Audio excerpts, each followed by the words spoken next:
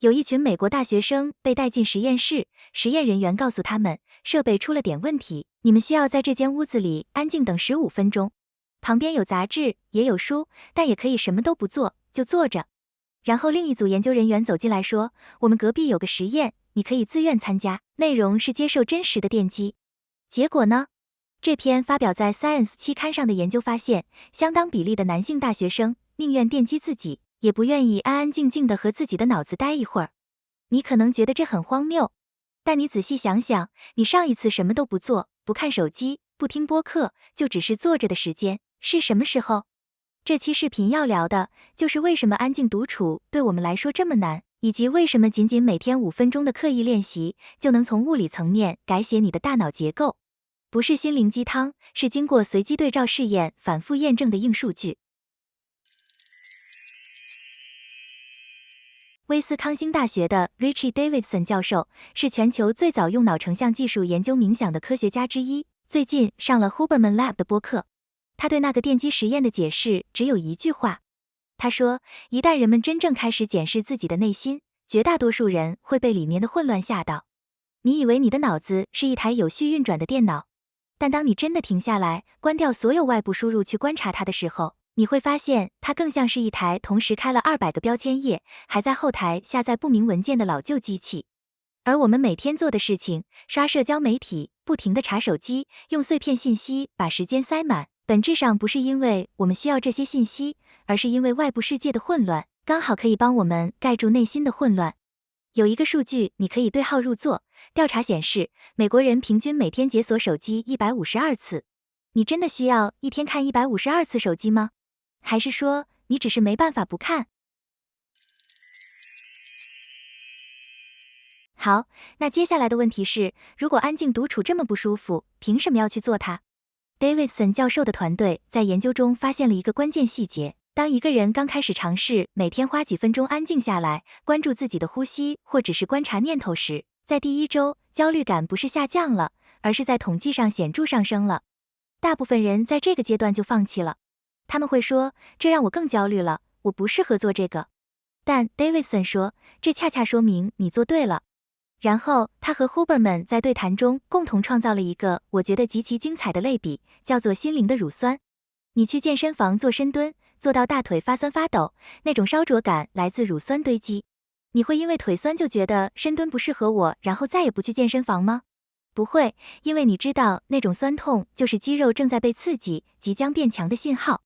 冥想初期的焦虑扮演的是完全一样的角色，它不是副作用，它就是适应过程本身。你观察到内心的混乱，你和焦虑共处，而没有被它劫持，这个过程本身就在重塑你的神经回路。而且有一点很重要，大脑天生就是一台制造念头的机器，你的目标从来不是消灭念头。Davidson 明确说了，试图消灭念头是在跟自己的生理结构作对。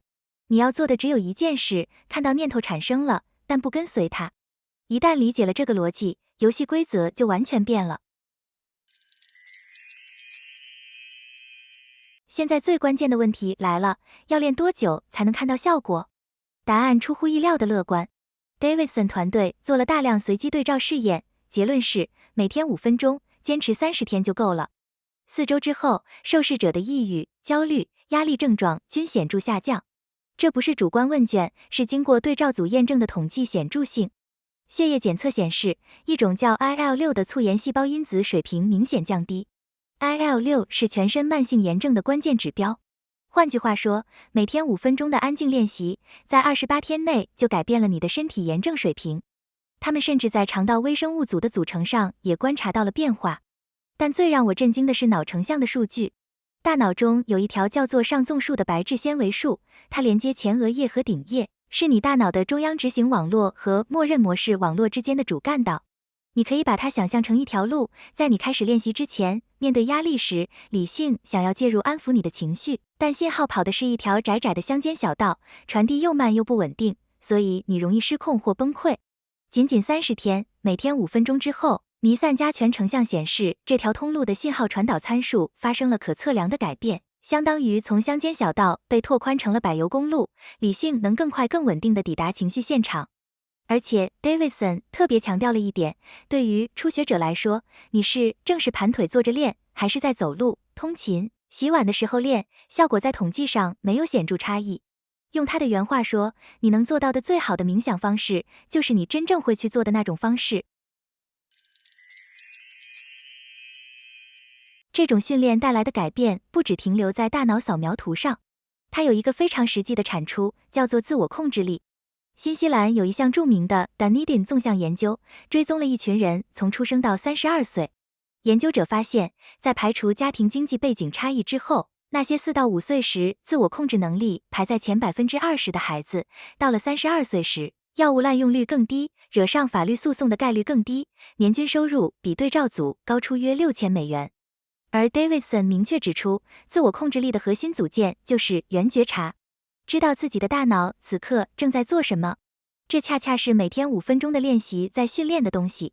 现在正在偷走你这种控制力的最大对手是谁？就是你的手机。有一项认知实验测试了手机放在桌面上、椅子下、背包里、另一个房间这4种条件下的认知表现。结果发现，只有手机在另一个房间的时候，认知能力才恢复正常水平。即使你关了所有通知，只要手机在同一个空间里，大脑就会在后台持续消耗资源去压制想拿手机的冲动。这就是为什么 Davidson 自己把手机锁在另一个房间， Huberman 在他的工作室和健身房都设了禁手机区。在这个时代，最强的纪律不是你做了什么，而是你没做什么。所以具体怎么做？3步。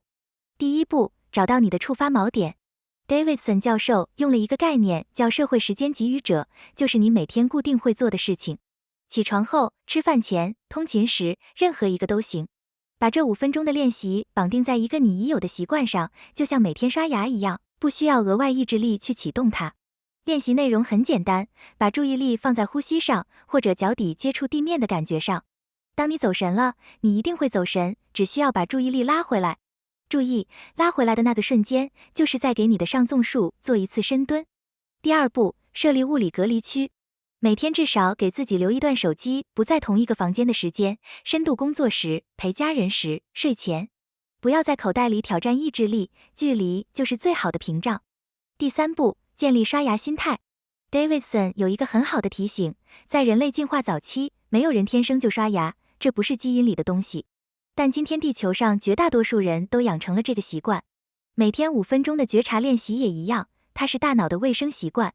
第1周会不舒服，但请记住，那是心灵的乳酸，是你正在变强的证据。Davidson 教授说过一句让我很难忘的话，他说，如果地球上每个人每天都练习5分钟，这个世界会变成一个非常不一样的地方。你不需要去山洞里闭关，不需要买任何设备，甚至不需要一个安静的房间，就是每天5分钟，坚持30天，让心灵的乳酸去做它该做的工作。知识只有在真实的行动中才会产生价值。如果你愿意开始这30天的挑战，欢迎在评论区告诉我你从哪一天开始。如果今天这期影片让你觉得有收获，也请动动手指点个赞，顺手点下订阅，这是对我们内容创作者最大的鼓励。我们下一期聊一个很多人都有但说不出名字的问题，为什么有些人遇到烂事能迅速翻篇，而你却要在脑子里反刍3天？背后有一个神经科学概念叫情绪粘性，下期我们来拆解怎么摆脱它。我们下期见。